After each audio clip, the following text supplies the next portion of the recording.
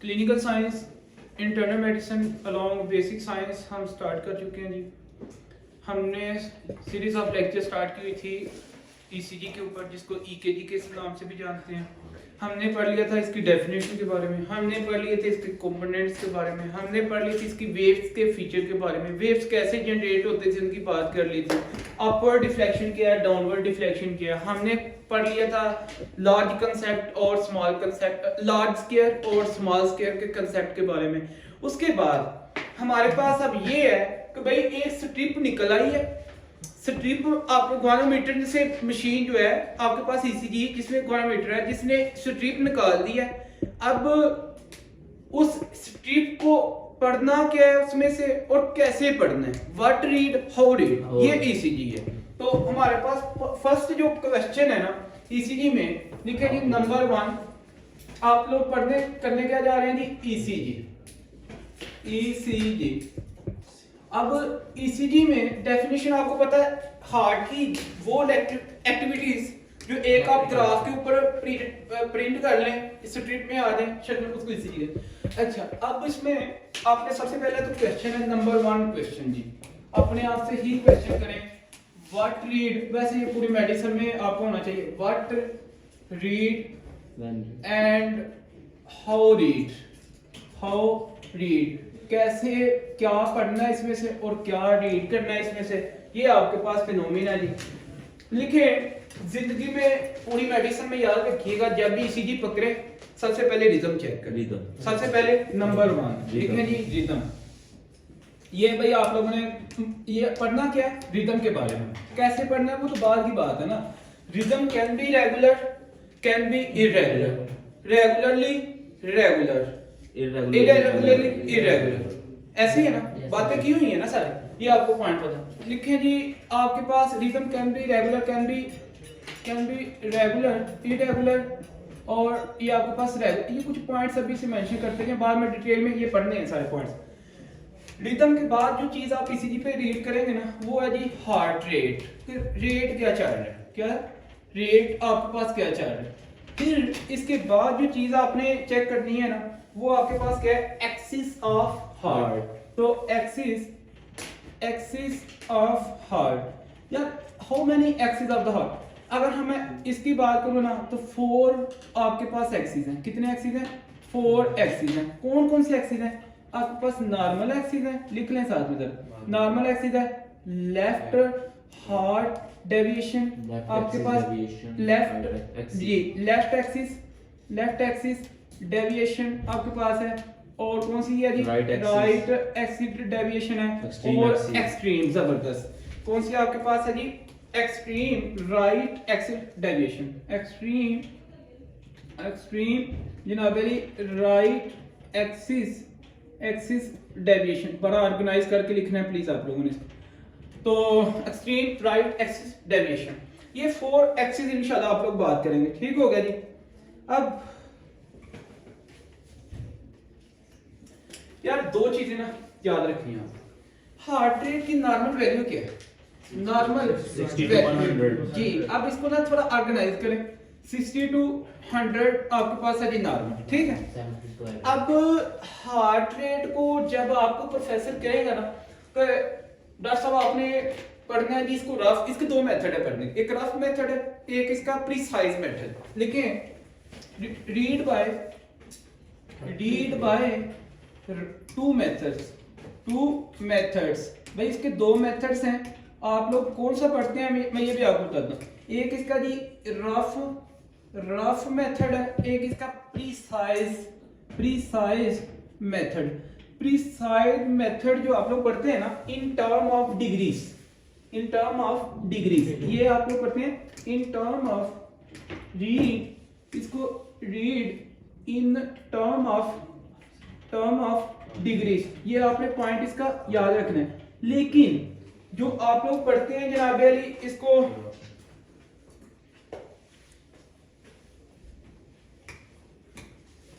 रफली, तो रफ, अच्छा ये जब पढ़ते हैं ना read in term of degrees, तो याद रखिएगा ये हमारे इस लेवल पे नहीं मतलब करते, ये रेजिडेंट के सेकंड थर्ड फोर्थ लेवल पे जाके इसको मतलब कि रीड किया जाता है, ठीक है।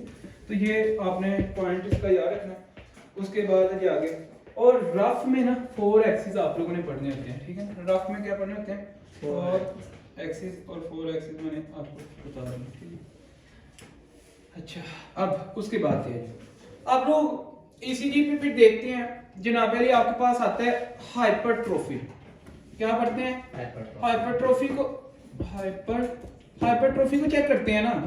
फिर उसके बाद कुछ आप लोगों को बड़े अच्छे से पता है कि इसकी जनाब अली अगर हार्ट गया है लेफ्ट एक्सिस की तरफ तो हाइपरट्रोफी, हाँ जी। अगर राइट की तरफ गया है, हाँ जी, तो हाइपरट्रोफी पढ़ते हैं ना फिर। अच्छा, फिर उसके बाद भाई इन्फेक्शन को पढ़ते हैं कि नहीं? इन्फेक्शन एमआई की बात करते हैं कि नहीं करते हैं इसके ईसीजी से। एसटी एलिवेशन आप लोगों को याद है। नंबर 6 मुझे एक बात बताएं, अस्कीमिया टू जनाब Ali myocardial is known as angina. Angina को रूल आउट करते हैं कि नहीं करते फिर इससे ही? तो ये भी आप भाई कौन बताती है आप लोगों को? इसीलिए बता रही होती है। तो ये व्हाट डी ये पॉइंट्स आपने रीड करने, ठीक हो गया। Any question please? No sir. अच्छा जी, लिखें उसके बाद हमारे पास लिखें leads of the ECG. Leads of ECG heading दे दें। ये तो आपने सारी चीजें कर ली हैं। अब हमारे पास टारगेट नंबर 2 क्या है भाई? इनके एक वो होनी है, डिटेल है इनके ऊपर। नंबर 2 पे लिखें leads of ECG. Leads of ECG इंशाल्लाह ये प्रैक्टिकली भी इधर करेंगे, ठीक है ना। तो लीड्स ऑफ ईसीजी भाई, ईसीजी की लीड्स आपके पास कितनी है? 12 लीड्स हैं। 12 लीड्स ईसीजी, तो 12 लीड्स ईसीजी है। 12 लीड्स ईसीजी। अब 12 लीड ईसीजी में ये जो 12 लीड ईसीजी है ना, ये डिफरेंट एंगल से ना, ये कैमरास है, लाइक कैमरास है ना, डिफरेंट एंगल से ना हार्ट को विजुअलाइज करती हैं, ठीक है। डिफरेंट पार्ट्स, ठीक है। ये आपने पार्ट इसका याद रखना। अगर फॉर एग्जांपल किसी का हार्ट अंटीरियर वॉल को आपने चेक करना है, उसकी अपनी लीड्स हैं। इंफीरियर को चेक करना है, उसकी अपनी है। पोस्टीरियर को देखना है, अपनी लीड्स है। तो ये इंटीरियर लेटरल की अपनी है, ये सारी के सारी। अच्छा, लिखें आप लोग हेडिंग दें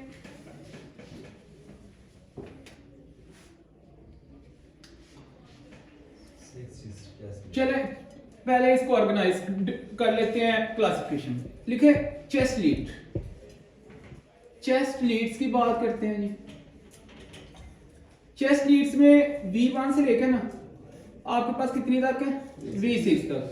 मैंने इसको कर दिया। फिर लिखे लिम्फ लीड्स, और ये सारी की सारी ना चेस्ट लीड होती है यूनिपोलर। क्या होती है? यूनिपोलर। और यूनिपोलर का मतलब याद रखिएगा ऑलवेज पॉजिटिव। ऑलवेज पॉजिटिव आपके पास क्या होगा जी? पोल होगा। क्या होगा? Positive pole. ये आपने कभी भी मिस नहीं करना। Unipolar always positive pole. Limbs lead की अगर बात करें, limb leads further divided into 2। ऐसे ही है ना, यूनिपोलर और बाइपोलर। हाँ जी, यूनिपोलर आपके पास होती हैं और bipolar. What is mean by bipolar अभी बात कर लेते हैं। बहुत पॉजिटिव है जी। यूनिपोलर में याद रखिएगा आपके पास क्या होता है? AVR, AVL, AVF। AVR, AVL, ये AV बड़ा होता है, ठीक है ना, याद रखिएगा। VR बड़ा कैपिटल है, VL ये सिर्फ ऑगमेंटेड वोल्टेज। इसका मतलब क्या है? Augmented voltage. अच्छा, vector sir, augmented vector right, वो एक ही बात कर रहे हैं वेक्टर से। हाँ जी, वोल्टेज। तो उसमें AVF, ठीक है। तो ये आपने पॉइंट 3 लीड्स किसकी बात करनी है? ये ऑलवेज क्या होंगे भाई, मुझे बताएं ना। ऑलवेज पॉजिटिव इनके पास पोल होगा, पॉजिटिव पोल। अब इसमें 2 चीजें हैं, और ये कितनी होती हैं? 3 इन नंबर। कितनी? 3 इन नंबर। अच्छा, ये कितनी है? नहीं, 3 इन नंबर है। लेकिन इन ये तीनों में क्या होता है? तीनों के अंदर पॉजिटिव पोल भी होता है और तीनों के अंदर नेगेटिव पोल भी होता है। ये पॉइंट आपने याद रखना है। कैसे बात करेंगे? तीनों के अंदर ये लीड 1 है, लीड 2 है और लीड कौन सी है जी? 3। इसके पास भी नेगेटिव है, इसके पास भी पॉजिटिव है, इसके पास भी नेगेटिव है, इसके पास भी क्या पॉजिटिव है, इसके पास भी नेगेटिव और इसके पास भी क्या पॉजिटिव। नहीं मेरी बात समझे? ये आपने एक एक चीज को अंडरस्टैंड करना और ऑर्गेनाइज करना, ठीक है। अब पहले पढ़ते हैं जी चेस्ट लीड को, कौन कौन सी लीड्स हम कहाँ पे लगाते हैं और हमें क्या क्या पैथोलॉजी क्या क्या विजुअलाइज करवाती है चीजें, ठीक है। तो ये आपको पता होना चाहिए। देखें सीक्वेंस मेंटेन है ना आपकी, सिर्फ इसकी सीक्वेंस ना ब्रेक करके आपने डिस्टर्ब करना, बाकी इंशाल्लाह एट द एंड ईसीजी आपको आएगी, क्योंकि इसी ईसीजी की बेस पे ना आपने पैथोलॉजी को आगे पढ़ना है, ठीक है। पैथोलॉजी आपने इसी बेस पे आगे करनी है।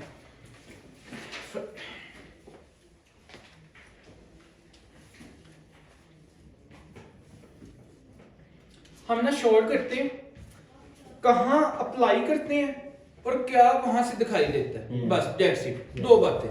बाकी पैथोलॉजी में करेंगे, क्योंकि अगर इधर पैथोलॉजी कर ले फिर पैथोलॉजी जो सीके 2 की ना वो दोबारा फिर करनी पड़ेगी।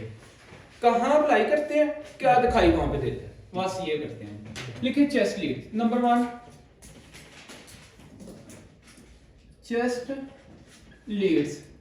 भाई चेस्ट लीड्स में पहले आपके पास क्या है, V1 और V2 ऐसे ही है ना। नंबर 1 पे लिखें आपके पास है, चलिए मैं इसको ऐसे करता हूँ, नंबर 1 पे आप लोग लिखेंगे V1 और V2। अच्छा V1 और V2 याद रखिएगा, V1 अप्लाई ऑन लिखे, अप्लाई ऑन, इसको अप्लाई करते हैं आप लोग, हाँ जी, 4th intercostal space, fourth intercostal space, ठीक है जी। और जस्ट नियर टू आपके पास है जी right sternal border, just near to right sternal border.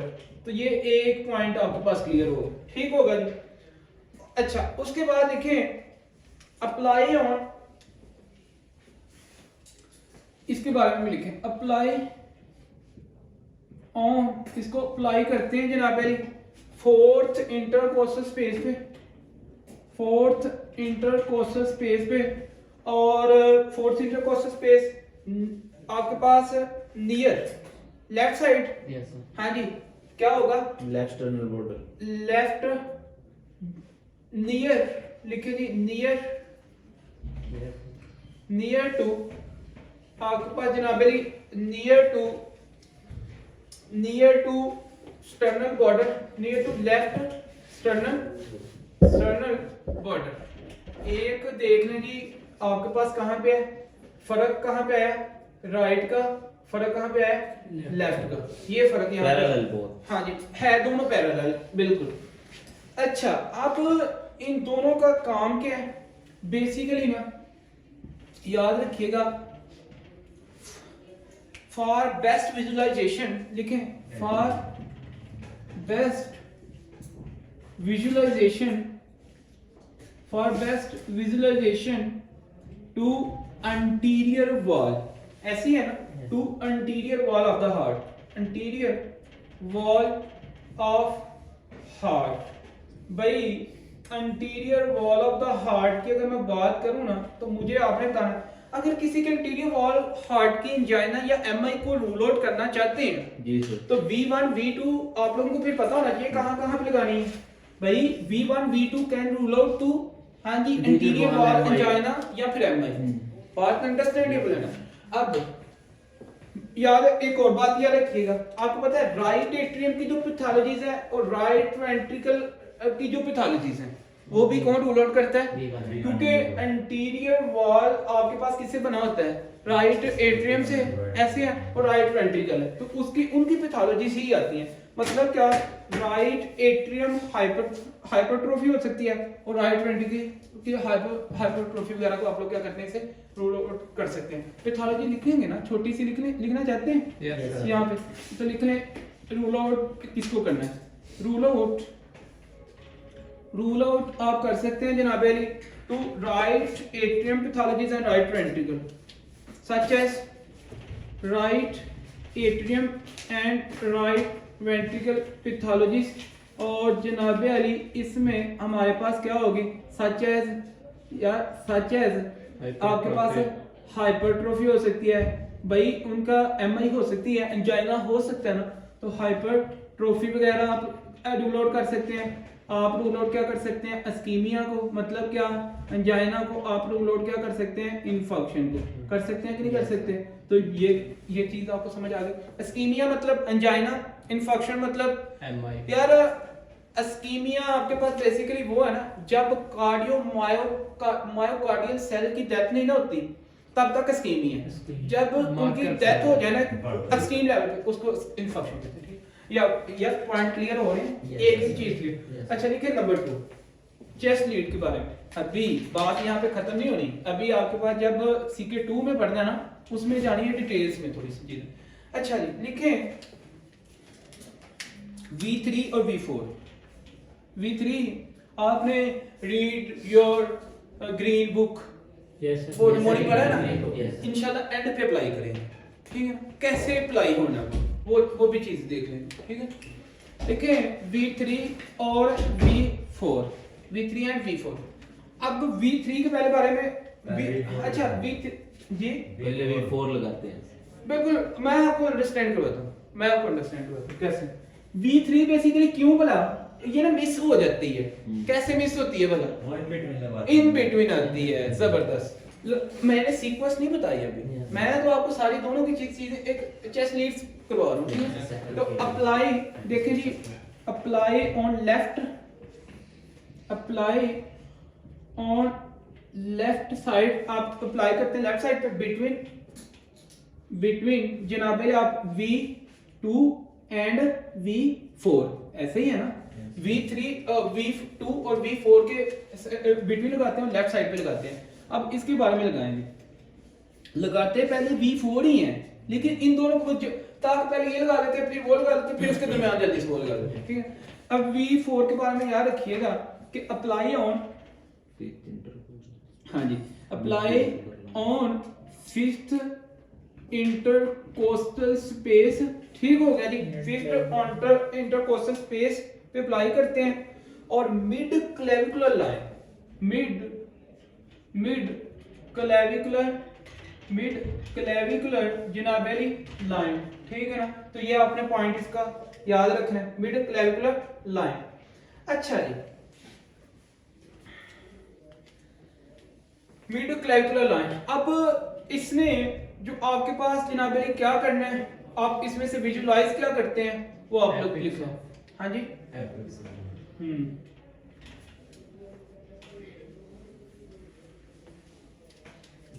लिखें जी, बेस्ट लिखें। बात दफा ना मैंने एक दफा हार्ट लेके आया था, आपको याद होगा,